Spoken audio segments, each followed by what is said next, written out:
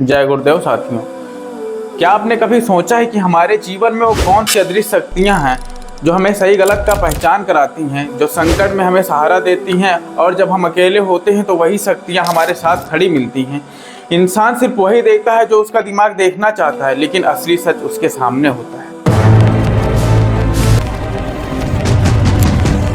ना ही वो कोई रस या ठोंक बजाकर की जाने वाली परंपरा। धर्म न मंदिर है, न मस्जिद, न गुरुद्वारा, न गिरजाघर।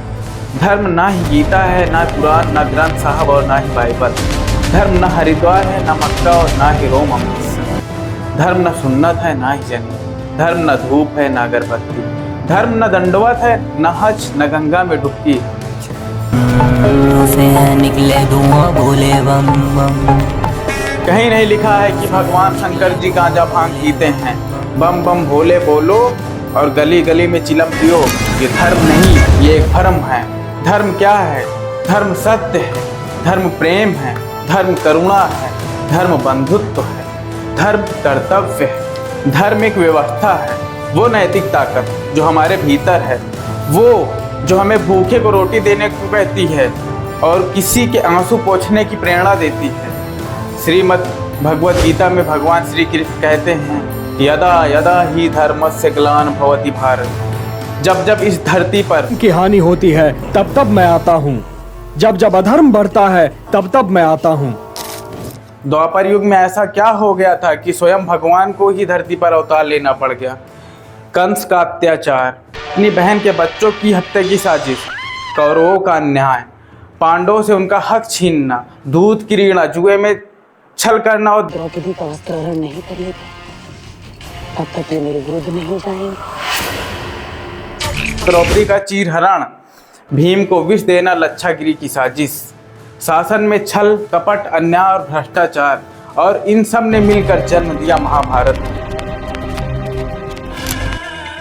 और अब आज वर्तमान भारत में देखें तो हर जगह छल कपट अन्याय और भ्रष्टाचार दिखाई दे रहा है। सब कुछ ठीक लग रहा था, लेकिन एनसीआरबी ने जब अपराध चेक किया तो रिपोर्ट चौंकाने वाली है। चलिए आपको दिखाते हैं। राष्ट्रीय अपराध रिकॉर्ड ब्यूरो एनसीआरबी कहता है साल 2020 में लगभग 37,000 हत्याएं हुई।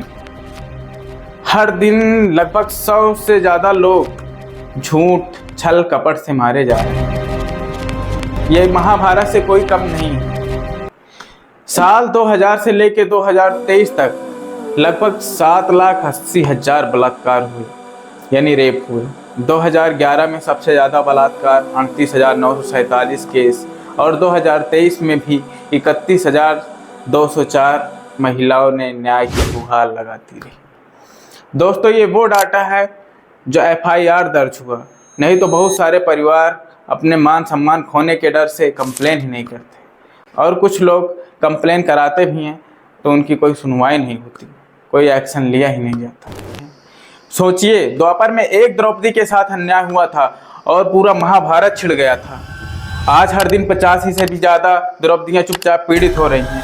क्या हम भीष्म की तरह चुप रहेंगे या भगवान श्री कृष्ण की तरह धर्म की रक्षा के लिए उठ खड़े होंगे? समस्या स्पष्ट है, अब जरूरत है समाधान की। सबसे पहले हमें अपने अंदर के धर्म को पहचानना होगा, फिर हर रोज उसे अपने जीवन में जागृत और क्रियाशील करना होगा। अब धर्म क्या है? कर्तव्य। एक बाप एक बेटे के साथ धर्म है उसे उचित मार्ग दिखाना, उसे सही मार्ग दिखाना, और एक बेटे का बाप के साथ धर्म है उनका आदर करना। एक पत्नी का पति के साथ धर्म है साथ निभाना, और पत्नी का पति के साथ धर्म है सहयोग और सच्चाई का। एक बहन का भाई के साथ, सास का बहू से, शिक्षक का शिष्य से, सबका एक धर्म है। हर रिश्ता एक जिम्मेदारी है। अगर हम धर्म के अनुसार जिएंगे तो ऊंचे लोकों में जन्म लेकर सुख पाएंगे, और अगर धर्म के विरुद्ध चलेंगे तो कुत्ते गधे सर्प जैसी योनियों में बंध जाएंगे।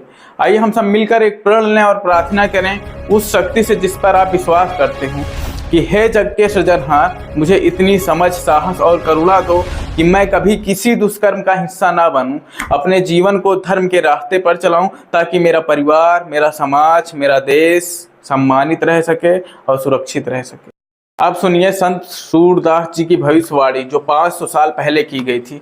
संवत 2000 के ऊपर 56 वर्ष चढ़ाए, पूरब पश्चिम उत्तर दक्षिण चाहु दिशि काल फिरे, अकाल मृत्यु जग माही व्यापै, प्रजा बहुत मरे, दुष्ट दुष्ट को ऐसा काटे जैसे कीट जरे, उड़ विमान अंबर में जावे, गृह गृह युद्ध करे, मारुत विष में फेंके, जैसे माही प्रजा बहुत मरे, काल जाल से वही बचे जो गुरु का ध्यान धरे। अर्थात जिसने धर्म छोड़ा वो काल में समा गया, और जिसने गुरु सत्य और करुणा का मार्ग पकड़ा वही बचेगा। तो साथियों, अब निर्णय हमें करना है, क्या हम भीष्म की तरह आंखें बंद करके सिर्फ साक्षी रहेंगे, या फिर भगवान श्री कृष्ण की तरह धर्म के रक्षा के लिए खड़े होंगे।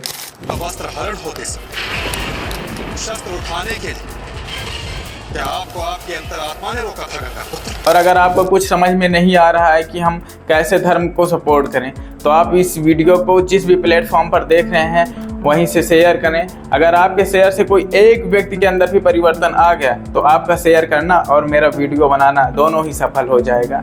मैंने तो वीडियो बना के अपना काम कर दिया, अब बारी आपकी।